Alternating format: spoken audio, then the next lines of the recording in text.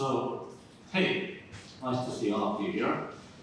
So, my name is Jarmo Lahtiranta. I'm a security specialist at ITsecurity Finland.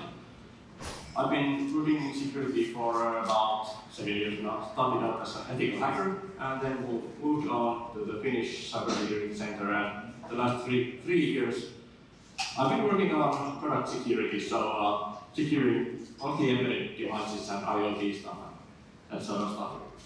So this talk is kind of a speedrun of the steps I've seen in my career and kind of what I learned in securing these things.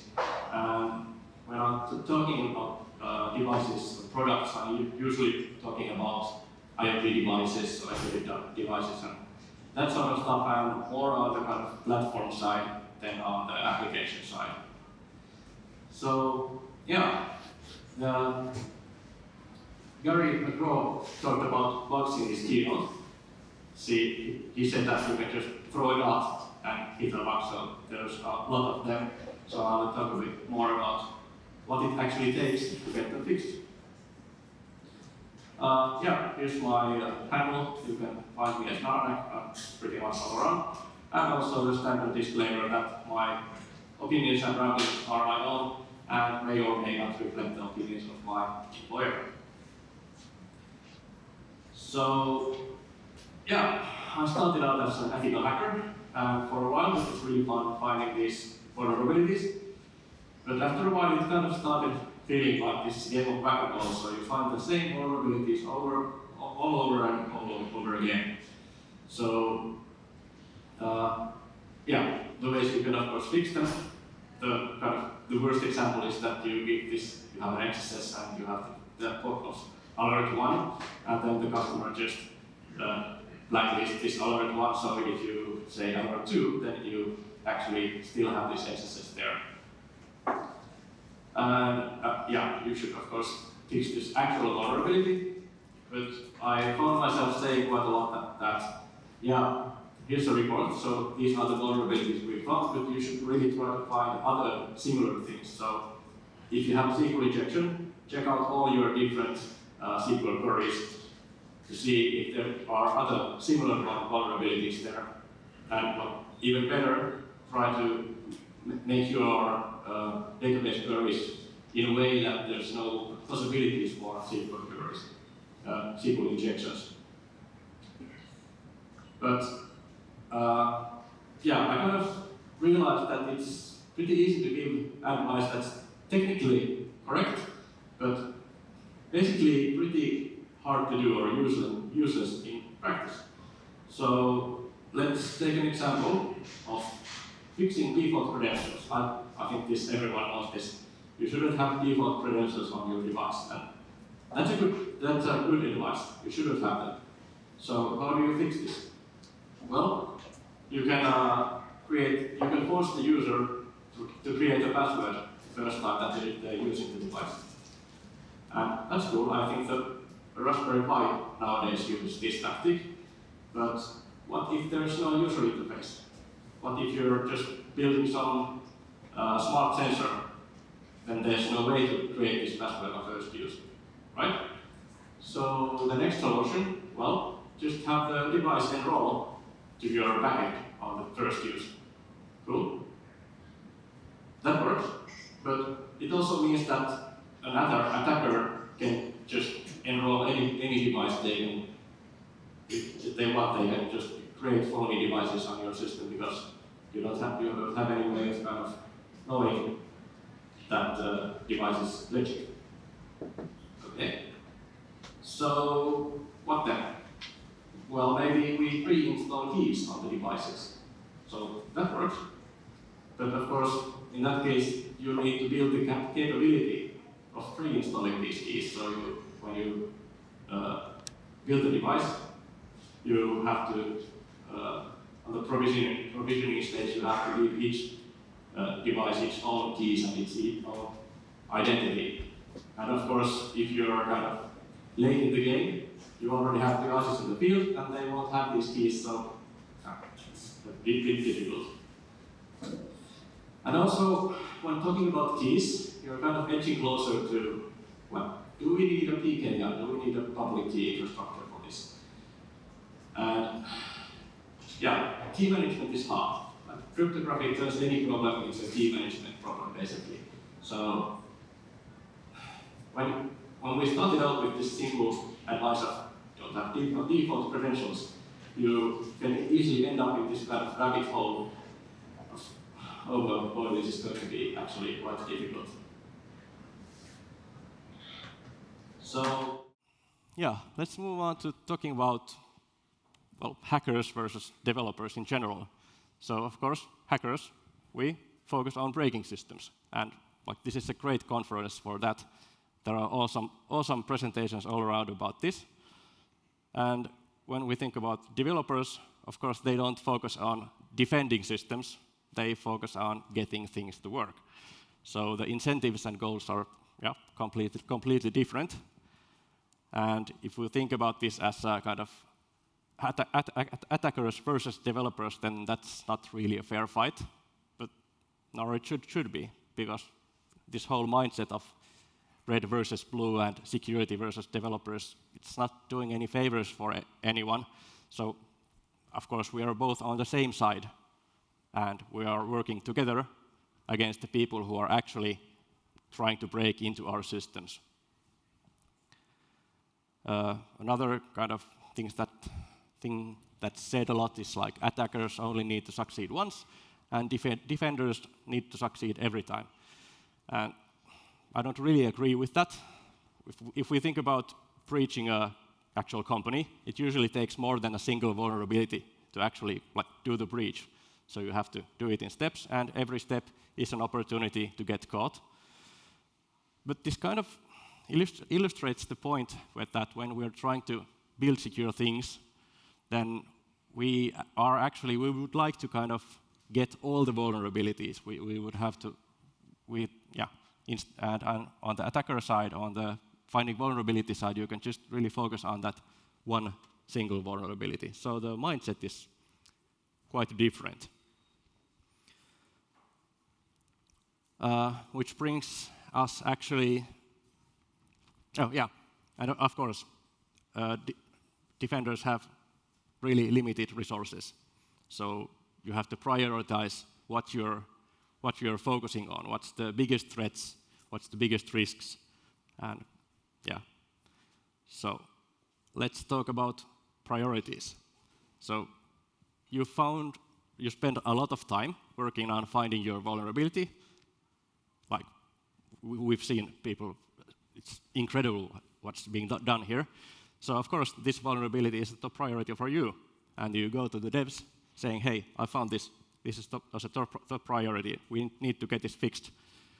And they say that, yeah, so are these other 10 things. We have 10 top priorities right now. And, well, that's a fun environment to work in. But it happens. So then you say, well, hey, we could go out of business if we are breached. And they go, well, yeah, we could. But if we don't get this product out the door right now, then we'll definitely go out of business. So companies go out of business all the time because they aren't competitive. And I'd say it's actually pretty rare for a company to go out of business because of a breach. So we had one case in Finland last year, I think, and it was a company that they provided mental health services, and they were hacked. Their data was leaked, all the confidential information was leaked, all these stories of their patients were leaked, so that was an absolute loss of trust, and yeah, they went under. But for me, it seems like that's the level of incompetence you have to do to really go out of business because of a breach. Like, it seems like if you are breached and you handle the PR relatively well, then there are like few months of hard times for you, and after that you're forgotten and people move on. So, yeah, let's have a quick quiz. Can you name any companies that went out of business because of a breach? Does anything come to mind?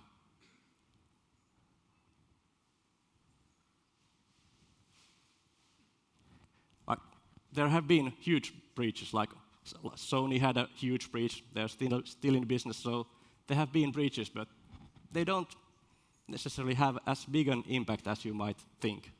And also, a colleague of mine said that you can't do business if you don't take risks. So I guess these are just another kind of risks. So let's move on to seeing what kind of problems there are in implementing these fixes, fixing the vulnerabilities. So this is a poster from KiwiCon 2009, so over 10 years ago. So I guess these problems have been around since a long time. So hackers don't give a shit about a lot of stuff, which is absolutely true. So like attackers don't give a shit about your budget. They will come in and do their stuff. And I've kind of taken these different pointers here. So first of all, all of these, I think, these are really bad excuses. So you find a vulnerability in an internal system, and that it's not patched because of that. Yeah, that's just bullshit. It's handled in the cloud. Yeah, cloud's vulnerable too. Or legacy system that's doubly vulnerable. Yeah, these are all bad excuses, and you should definitely feel bad. But then there's stuff like, well, it's due for a replacement. We will change this to another system or component in like few months, so it's just not worth fixing. Or it's too critical to patch, or there's an outage window where it's the only place where we can actually fix this. And yeah, it would be nice to get this fixed right away, but maybe some systems are actually, yeah, they're too critical. So when you mess things up, you end up with like millions of euros of damage. So in that case, a vulnerability that might be abused, then it's probably worth taking the risk. And also, risk assessment is really important. And also, reasons like this, it's really hard to change, or we're not sure how to fix it. Just, you can't blame people for not knowing. You should be there helping, so telling them how to fix it. And moving on to some business issues. So, budget. We don't have business justification or other priorities or that sort of stuff. And I wish I had the answer to this. So how do you fix these kinds of problems? Yeah, of course, all of this also depends on the environment you're working in. So you might be working with just a small team, or you might be working in like a global company, and so things can be really different. So maybe some of these are bad excuses. I don't know. It depends. But just kind of going, this is important. You have to fix this. We have to go deeper. We have to kind of learn the ways to also handle these sorts of things. But also, we're pretty far from the technical side of security. So, like, I started out finding vulnerabilities and now thinking about this business risk stuff. As a side note, there actually is a SANS course, this leading cybersecurity change, building security-based culture. Seems really interesting. I haven't done it myself, but maybe someday. I guess this kind of shows that security is also maturing as a business area. So maybe this would have answers to the previous questions. But yeah, if giving relevant advice is difficult, and just security isn't a priority, if you're in that place, so what can we do? Well, most people want to do a good job. So nobody actually wants to create vulnerable products, vulnerable applications on purpose. They just have so many other priorities and stuff going on. So if you just go about making demands, they will just hear that I need you to do additional things for me which don't benefit me at all. So devs will just basically ignore you. They can always ignore you. Like, carrot is mightier than the stick.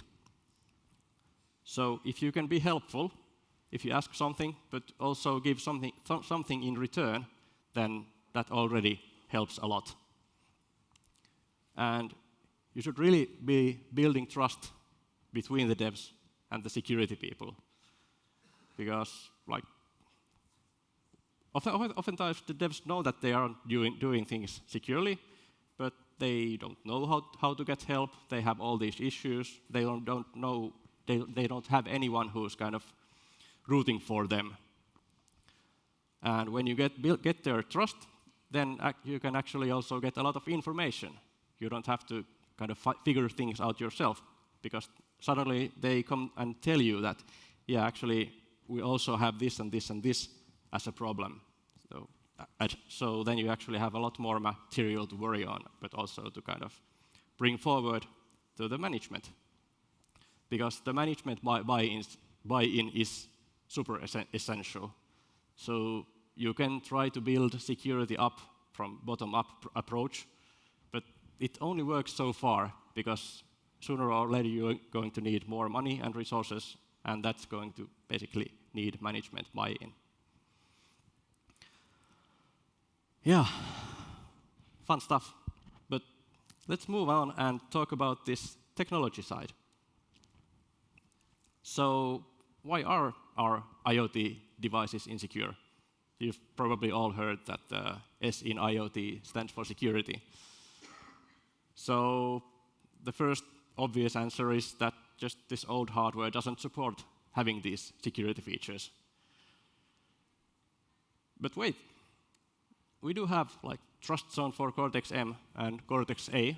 Like this is built in the architecture, and yeah, trust zone is just kind of one thing. It's for this isolation part, but ARM is their like latest architectures include a lot of security features, and it's not only at the architectural level. So like here's an example. We have the products with the trust zone technology, yeah. But it's just not just on the architectural level, so we actually have chips available when they are available. But basically, we could have chips available.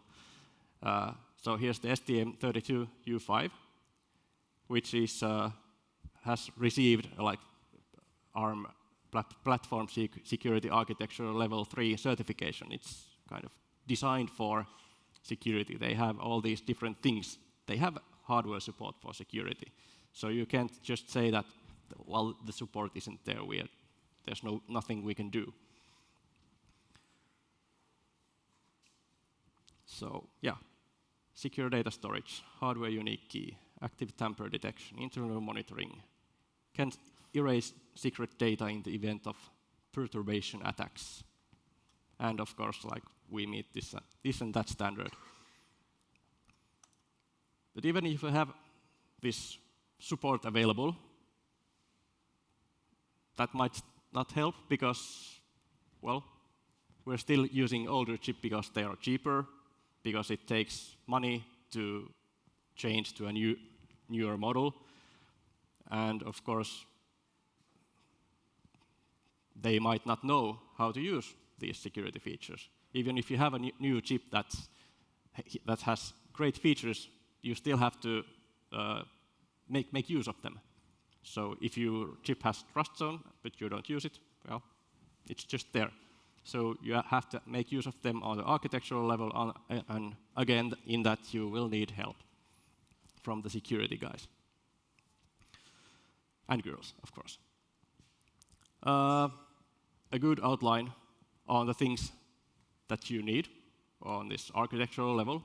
So I think this is a pretty nice high-level approach. The ARM platform security architecture, it has this 10 security goals for securing devices. So we start up with secure boot, of course.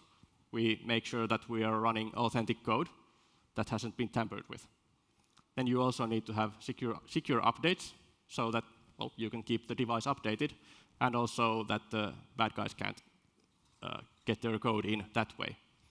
Then you need to have the anti-rollback so that you can just install old firmware that has vulnerabilities that you could abuse. Moving on, there's the unique identity. We already talked about this a bit. So basically, you don't want to have just 10,000 devices that are device X, but you really want to have unique identity for each device. And then, of course, crypto and secure storage so that you can keep all these secrets secret on the device. Then we have the isolation, so that if you do have a single vulnerability, that just doesn't bring the whole house down, and you can kind of isolate the security critical parts in different way, and then you have the kind of normal things.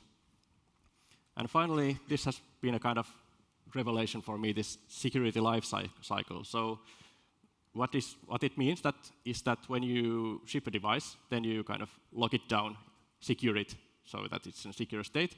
But when you get it back for repairs or that sort of stuff, then you can actually put it back in a debug mode, so you can open it up again. So personally, I thought that why would you want to kind of access this device later? So why do you need that? Why can't you just close it and ship it? But apparently, like, this is all the rage. They have to have this secure debugging capabilities. But this is quite a lot of things to do. If you are, let's say, you're building this smart meter, and like what your business is just getting the readings from around the world or whatever. The data that you're getting is the valuable stuff, and all of this is just extra that you need to do to keep your data secure. Then that's quite a lot of things. So I usually say that you probably should use some sort of device management framework to take care of all of these, so you can just focus on the kind of core business of your company. But then we get, those are good, but we don't want to pay for that. They are too expensive. So here's the same theme. The technology is kind of there, but there's no motivation or money for it. And like the worst thing is that they say that, well, just build our own solution instead. That's not going to work, but that's the way that they often select. There is one cool thing on the horizon. So ARM System Ready IR. This is, have any of you heard about this, by the way? Let's have a quick raise of hands. Nobody. Cool. So this is a program that's still in its infancy, but basically they are looking to improve this interoperability between embedded platforms. So right now, if you're building embedded platforms, so you can get your platform system ready certified if the platform can boot 2 different embedded Linux distros, like right out of the box.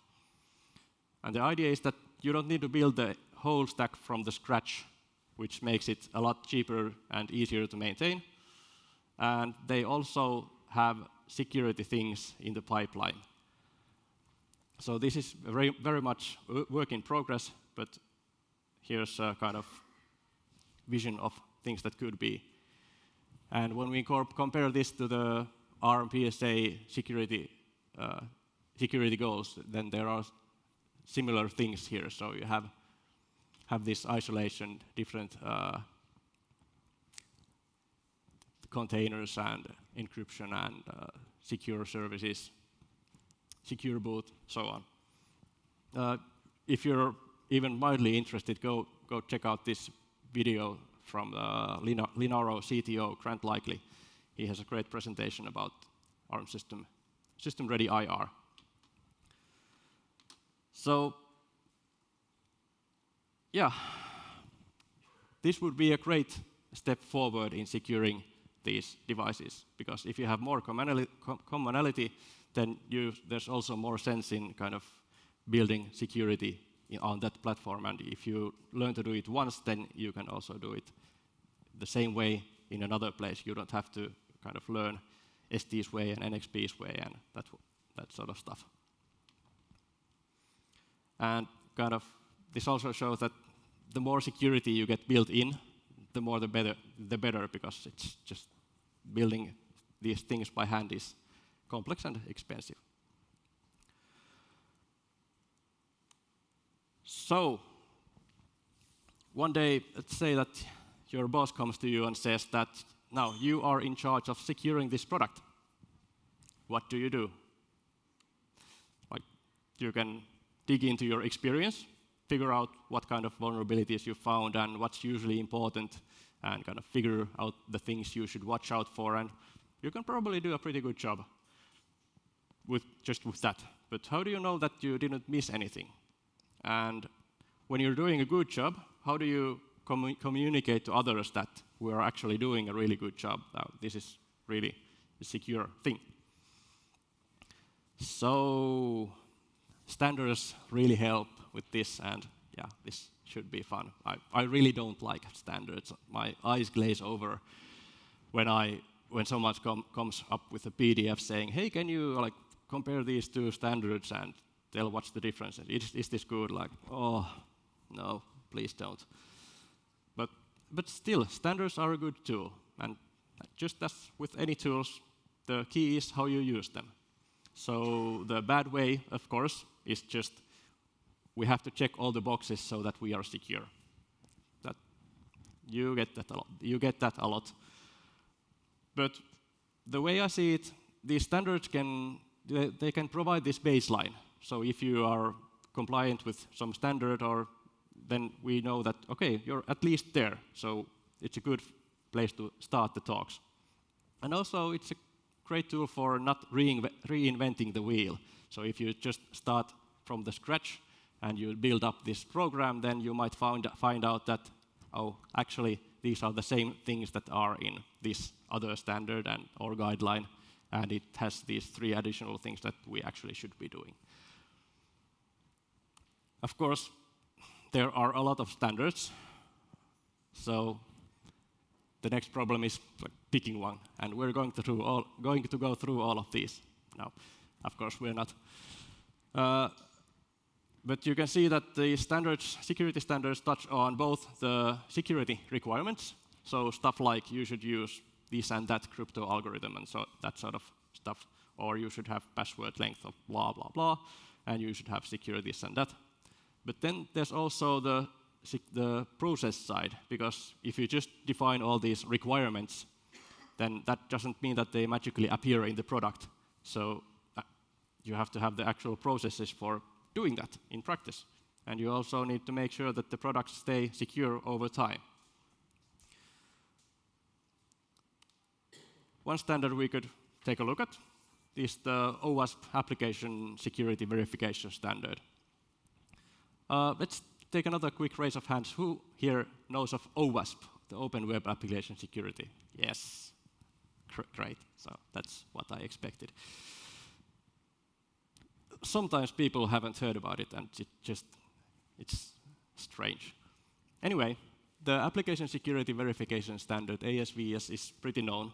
It's a really good standard, and it's one that if you just open it up like at any page and read what it says, it's probably something good, something that you go, okay, this is good stuff, we should probably do this. But the problem here is that it has 41 pages, 7 chapters, and 278 controls in total, so that's a lot of things to do. It does have security levels, and most applications should hit the level 2, but even that has like over 200 controls. So yeah, you had this task of securing this product, and you have a team of 3 developers, and the standard has this many controls. What do you do? Again, this could be a real-life problem. Not all development teams are huge. Not all companies are global. So if you just drop this standard on the devs, and well, basically they will ignore you. But if they don't ignore you, will we go out of business just by implementing this? Will our products be competitive? Probably not. So that's a problem. There are some other security levels in the OWASP standards too. So they seem to like this 3-level, like a lot of standards and stuff have these 3 levels of security or 3 levels of anything. So I think the mobile standard has pretty nice definition. So the first level should be for all mobile applications. And then if you have highly sensitive data, such as mobile banking apps, then go for level 2. And if you have to tamper-proof your app, then there's this. So this is actually pretty concrete. But usually, if you think about this, like the SCVS, so now we have to think, is our application like, is it moderately sensitive or low assurance? Or where do we stand with our data? How secure or how important is it? And of course, if we think about this from different sides, so if we're buying a product, then of course we say we want to have the highest level of security. Of course. If we are building a product, then we say that we can maybe hit the lowest level. And yeah, it's going to be hard. And actually, one standard has a pretty nice approach to this. So I want to talk a bit about this IEC 62443. It's has anyone heard about this, by the way? Okay, few people. Cool. So it's a security standard for securing industrial automation and control systems, and it's a pretty huge standard, so we're not going to go through it all. No, we're just focusing on the 4th part. So the 2nd part of this standard is for asset owners, basically companies running this industrial plant. And the 3rd part is for system integrators, so companies which are building industrial plants. And the 4th part is for component suppliers, so basically companies building these components for this industrial plant. So that has 2 parts, and the 2nd part, 62443-4-2, has the security levels. And this approach I really like it. So 4 security levels.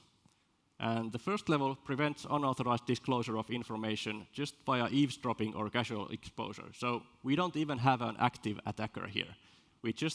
Someone messes up and destroys your system or accesses information which they shouldn't have. Now, on the 2nd level, we have an active attacker with simple means and low resources and generic skills and low motivation. I kind of see this as a kind of background noise of the internet. On the level 3, we now have an attacker with moderate resources and ICS-specific skills and moderate motivation. And on level 4, they have extended resources and high motivation. Now, in this way, we can already ask, like, what kind of adversary are we expecting? What kind of attacks should our device be able to withstand? And that's a lot more fruitful than just thinking about, is it low, medium, or high? And when we see how the standard actually deals with this, so when we think about the security level 1 requirements for the device, so the key is on the integrity. So you already need to have support for updates. That's awesome. And you need to take care of the integrity of the boot process, for example. You need to have some checksums there. And yeah, by the way, we are just talking about the subset of the all requirements, so these embedded device requirements here. Anyway, on the level 2, we are just worried about this eavesdropping or casual exposure, so taking care of the integrity and the updates, that's good enough. Moving on to the 2nd security level, now we have an active attacker with simple means, low resources, and so on. So now the key is on authenticity. So on the 1st level, you had to have integrity checking of the boot process. Now you also need to have authenticity checking, so you have to have secure boot. Same goes for your updates. So you have to have authenticity checking, secure updates. And stuff like hardware root of trust and disabling physical and diagnostic and test interfaces. So this is for our generic attacker. So this attacker goes away if they don't get in easily. On a third level, now where attacker has moderate motivation, so they won't go away, even if they don't get in right away. So that's why we need to detect and stop the attacker, so the focus is on active monitoring.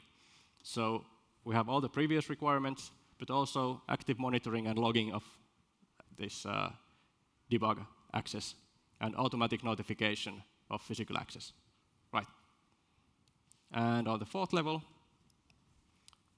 no extra embedded device requirements, but now we have this really advanced attacker, so we have requirements such as dual approval and audit records on write-once media and non-repudiation for all users. And this is pretty hardcore stuff.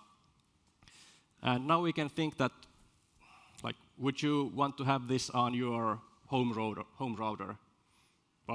Well, probably most of you would want, but if we think about normal users, would audit records on write-once media really help on your home router or dual approval? You would need someone else to help you with your configs. So I would say this is completely overkill for this home router scenario. And even thinking about the security level 3, this active notifications. So if your home router has this red light blinking that says that it's being attacked, then what would a normal person do? Reboot it? Or like, they're not going to do any kind of incident response on their router, so maybe even the security level 3 might be too much. I don't know. Maybe if the notifications went to the ISP, then they could do something with the information. But yeah, I really like this approach of these security levels. Unfortunately, on the first level alone, we still have 57 security requirements. So yeah, it's again going to cost something. And the fine print on the bottom of the page says that your product also needs to be done according to this secure product development lifecycle. And actually, the application, the ASBS standard also has this requirement on the level 2. So you also have to have this secure development lifecycle in place. So let's take a look at that then. So this is the -4-1. So that has 46 requirements for the product development process, starting with the security management, specifying security requirements and moving on to the design and implementation and testing, and also management of security-related issues. So when you get notifications from some hacker saying that, hey, I found a vulnerability in your product, then you can actually respond accordingly and get that fixed. But yeah, all of this, again, is going to cost money. And yeah, our team of 3 developers, it just isn't going to work. And even if you get all of this working, I get this great quote from Wolfgang Görlich. So you can have a proactive process, you can have the process defined, you can have it documented and have people trained and maturity defined and well towards managed, and it can still be a stupid process. So yeah, this standard, again, it isn't a silver bullet, just another tool you can leverage. So how much left do you need to shift? Well, I would say all the way to the first sales pitch, or all the way to the first time that any product is being discussed. So like, we're thinking of building this smart sensor. Great, how are you planning on securing it? That's the place to talk about this. And the cost of fixing vulnerabilities, of course, you all know this, goes higher the further up you go. But even if you start doing it right at the beginning, it's still going to cost you, so you need to get the money somewhere. Without the money, it's really hard to do these things. So, to finally wrap things up, why is it so hard to fix the vulnerabilities? Well, when you when you report these vulnerabilities to some other companies and products, of course you are in this stage. So this alone shows you that they are going to have a lot of trouble fixing them. And what does it take to build secure products? We have to have these security requirements. We have to have the development process. And we have to think about security in all phases of production, starting from the sales or the initial thoughts, and where we have to also give the price tag to the security. That's what we kind of need to do. And how much security is enough? Well, of course, the favorite answer of security people, it depends. So it depends on the threats you, your product, or customers are facing, depending on your point of view. It depends on how much you or your customers are willing to pay. And of course, you can balance that with how much the attackers have to gain from breaching your systems.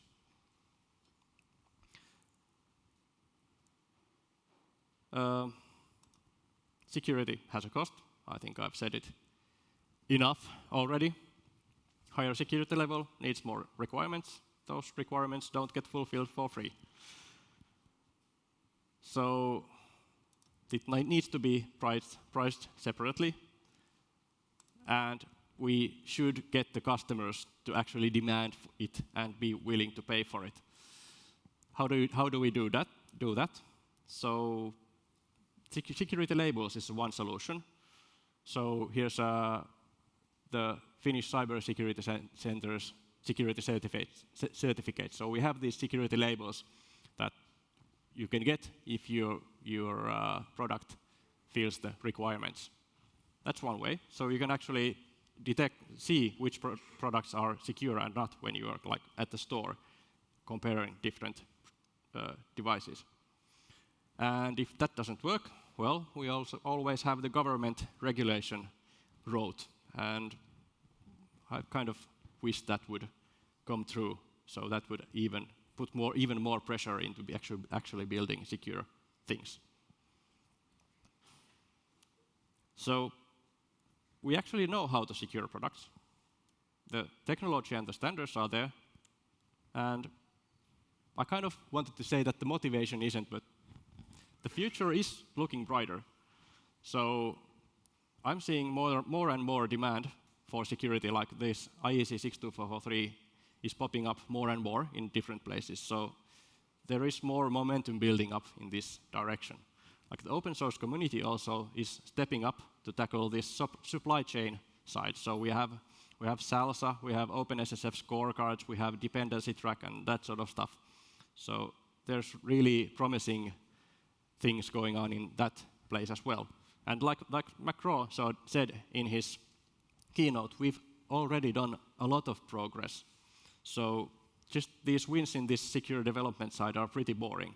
For example, nowadays we have HTTPS everywhere. It didn't used to be like that, but now it just is. And that's a huge win, but it's not something that we maybe value as much. Just, yeah, it's there, cool. And also, like exploiting memory corruption vulnerability is a lot harder than before. We are getting progress, but it just takes a long while. And yeah, of course, yeah, we also have the system ready coming up. So maybe someday all the devices actually do secure boot and secure updates and that sort of stuff just automatically. Like, of course they do. We don't even think about it. But before that, there's a lot of work to do. So this is finally the thing that you can always leverage for free.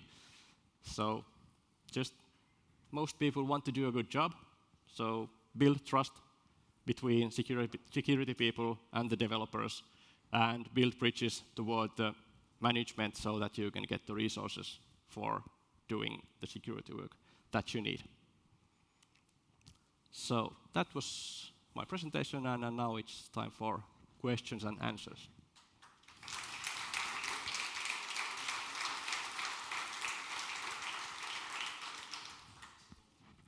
Thank you, Jarmo.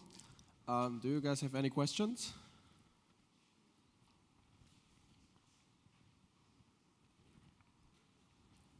Okay.